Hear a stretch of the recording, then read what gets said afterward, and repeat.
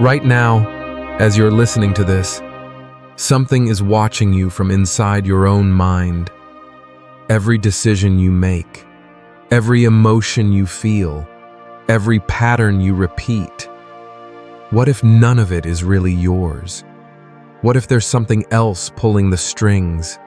Something ancient, something dark, something you've never even noticed. This isn't a conspiracy theory. This is psychology. And the man who discovered this hidden force changed everything we know about the human mind. His name was Carl Jung. You think you're in control. You think you're making conscious choices. But Jung discovered something terrifying, something most people spend their entire lives avoiding. There are invisible forces living inside you, right now. They're older than you, stronger than you, and they're running the show while you sleep. Jung didn't just study the mind. He dove into the abyss of human consciousness. He went where no one else dared to go.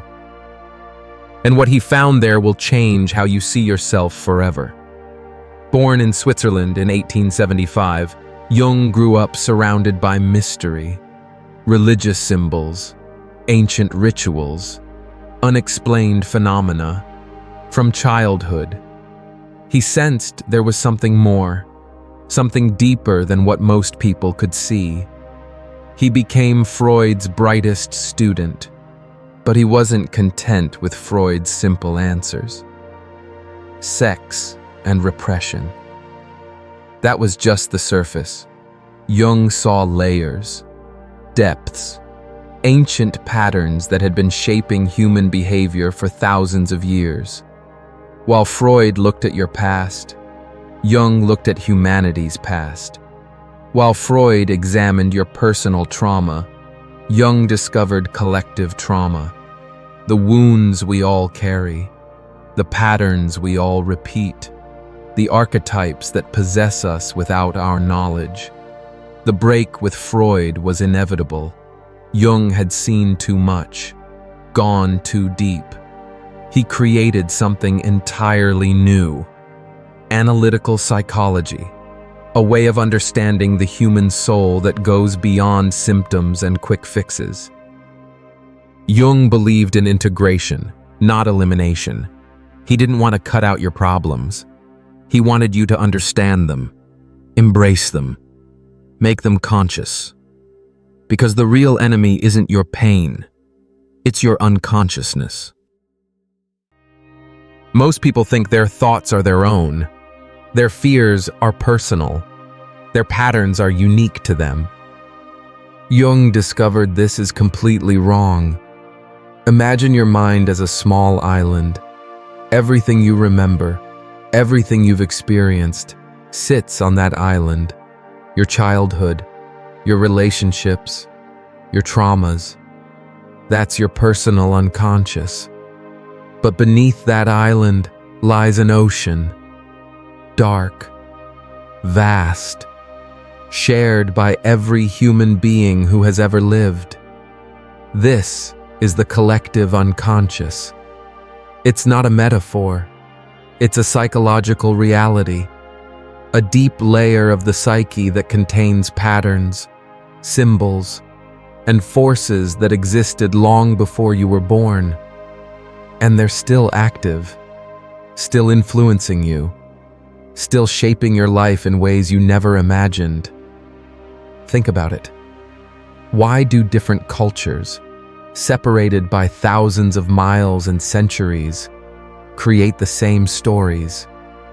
The hero's journey, the wise old man, the great mother, the shadow villain. These aren't coincidences. They're reflections of the collective unconscious. When you feel the need to belong, you're touching an ancient pattern. When you fear abandonment, you're connected to something primordial. When you dream of falling or being chased, you're accessing symbols that have haunted humanity since the beginning. The collective unconscious manifests everywhere. In your dreams, in the movies that move you, in the relationships you choose, in the patterns you can't break. You can ignore it, but it won't ignore you. It will keep pulling you down until you learn to swim in its depths. But what exactly lives in this ocean? What are these invisible forces that shape your behavior without your permission? Jung called them archetypes. And there's one archetype that's more dangerous than all the others combined. Have you ever exploded in anger and thought, "That wasn't me"? Have you ever done something you deeply regretted and couldn't explain why? Have you ever felt jealousy, rage, or shame but quickly pushed it away? Congratulations. You've met your shadow. Your shadow is everything you don't want to admit about yourself. Your cruelty, your selfishness, your weakness, your vanity, your dark impulses, your unacceptable desires. It's the part of you that got rejected. The child who was told to be quiet. The teenager who learned to hide their true feelings. The adult who learned to smile while dying inside. Here's the brutal truth. Everything you deny about yourself doesn't disappear. It gets stronger. It goes underground. And it starts controlling your life from there. The shadow manifests in the judgments you make, in the anger that comes from nowhere, in the self-sabotage that strikes at the worst possible moments, in the voice that tells you you're not good enough. The more you believe you're a good person, the more dangerous your shadow becomes, because you can't see your own darkness. You project it onto others. You see evil everywhere except where it actually lives, inside you. Jung said it perfectly. Until you make the unconscious conscious, it will direct your life and you will call it fate. As long as you pretend the shadow doesn't exist, you'll be its slave. You'll repeat the same destructive patterns. Choose people who hurt you. Sabotage your own success. Run from love and happiness because deep down, you believe you don't deserve them.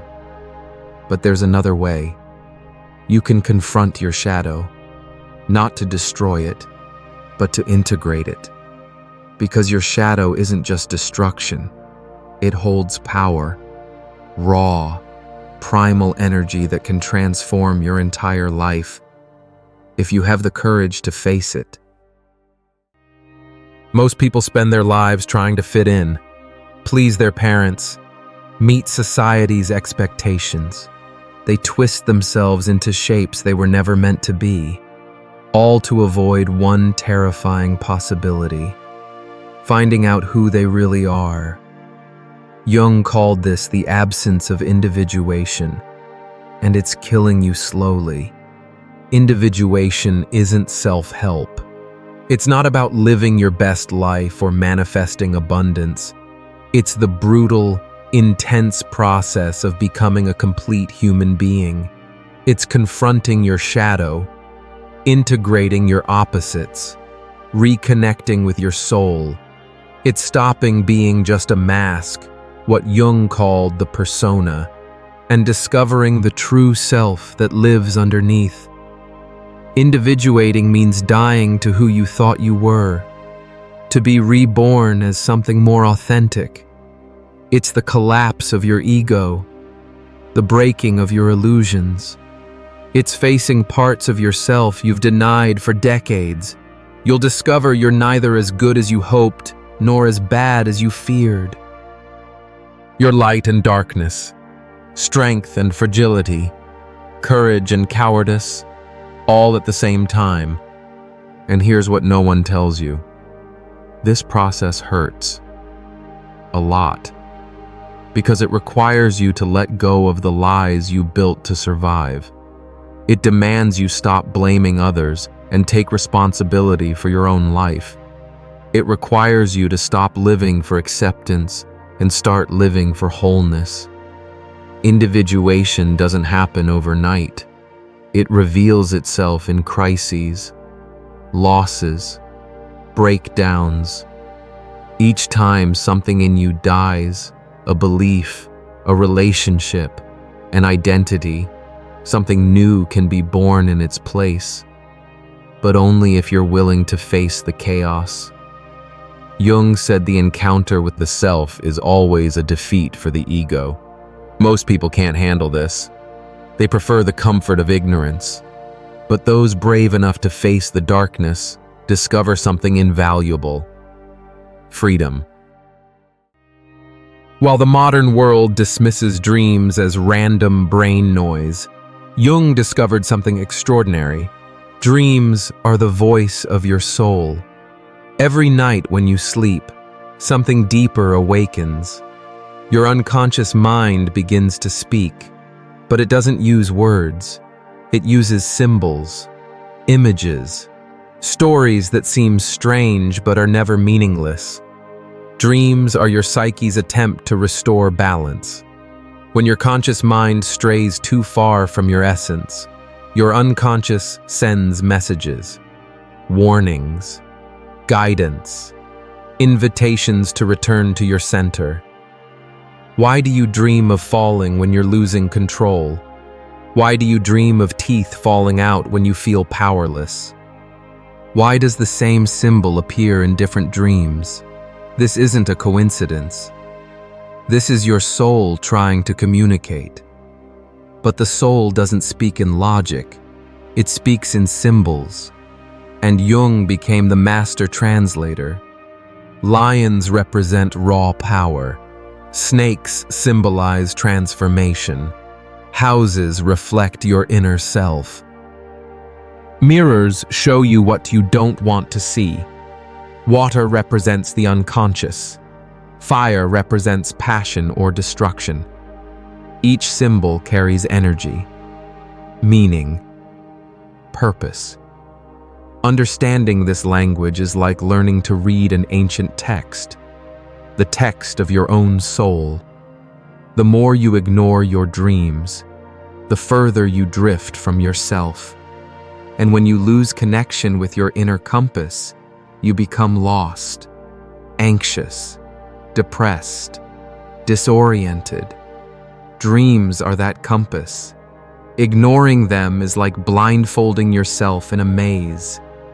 Want to know who you really are? Start with your dreams. Write them down. Study their symbols. Face what they're trying to show you. They contain answers your conscious mind could never formulate. Have you ever felt like you weren't acting like yourself? Like you were following a script you didn't write? Like you keep attracting the same type of person, the same type of pain, the same type of story? Jung knew why this happened. Because living inside you are invisible characters, psychic forces that not only influence your decisions, they direct your entire life. These are archetypes. Archetypes aren't ideas you learned. They're ancient patterns you were born with. Universal structures of the psyche as old as humanity itself. They're like internal programs that shape your behavior, your emotions, your personal story. The hero seeks to overcome challenges and achieve something great. The wise old man searches for truth and understanding. The mother nurtures and protects. The lover seeks connection and passion. And the shadow. The shadow contains everything you've rejected about yourself. These aren't just concepts. They have power. When an archetype dominates your psyche, it possesses you, literally. It takes control of your consciousness and drives your life without asking permission. That's why sometimes you act like someone else. Why certain relationships pull you into dynamics that feel scripted. You're living under the command of an activated archetype. People who constantly save others while destroying themselves. They're possessed by the hero archetype. Those who seek endless approval while fearing rejection. They're trapped by the wounded child. Someone always drawn to chaos and destruction. They're dominated by the unintegrated shadow. These archetypes aren't enemies, but when unconscious, they enslave you. When recognized and integrated, they empower you. The key is awareness, learning to identify which voice is speaking inside you, which archetypal pattern is running your life, which mythical force is hiding in your relationships and reactions. Only then do you stop being a character in someone else's story and become the author of your own. We live in the age of information, yet we've never been more lost. We have access to everything, yet we wander in fragments, exhausted, disconnected, empty. Modernity promised freedom, but delivered anxiety. It promised connection, but drowned us in meaningless comparisons. And beneath all the noise, a question screams inside millions of people. Who am I really? This is exactly where Jung's work becomes more urgent than ever. Jung didn't offer quick fixes. He didn't sell happiness in pills or promise success through positive thinking. He offered something infinitely more powerful, a path back to the soul. He foresaw this collapse of identity. He predicted how modern humans would become consumed by the persona, the social mask we wear to be accepted. He knew that ignoring the shadow would make us slaves to the very forces we pretend don't exist. Jung wrote about this decades ago. But today, it's as if he were describing exactly what's happening now. People feel empty despite their achievements. Relationships becoming increasingly superficial and disposable. Existential crises hitting people in their 20s. Explosions of anxiety, depression, and disorders that medicine tries to contain but doesn't understand. The modern world has sold us the illusion that we can live only on the surface. But the soul doesn't accept being ignored forever. And when it screams, it doesn't ask for likes or followers. It asks for meaning, depth, integration. Jung wasn't a therapist for peaceful times. He was a guide for times of collapse, times like now. Because when everything external loses meaning, status, success, control, it becomes necessary to turn inward. And this internal journey is frightening. Inside, you won't just find light, you'll find monsters, traumas, masks, painful truths. But you'll also find something no one else can give you, your true self. You've spent your whole life trying to fit in, protect yourself, belong. You pretended to be strong when you were falling apart. You smiled when everything inside was screaming for help. And somewhere along the way, you forgot who you were. You forgot your essence, your mystery, your creative chaos, your soul. But something in you is starting to awaken, and it's no coincidence you're here. Jung believed nothing happens by chance, that even the most random encounters are manifestations of the unconscious trying to show you something. Maybe this moment is exactly that. A call to stop running, a call to stop lying to yourself, a call to abandon the surface and dive deep into your psyche. What Jung teaches isn't easy to hear. It requires courage, pain, responsibility, but it's also liberating. Because the moment you understand you're not broken, just unconscious, you gain power, the power to transform, to integrate, to heal. You don't need to understand everything right now. You don't need to decipher all your dreams or identify every archetype. But you need to take the first step, the step of honesty, the step of saying enough of living on autopilot, Enough of denying your pain. Enough of being prisoner to a superficial version of yourself. From now on, everything changes. Because now you know. And what has been seen cannot be unseen.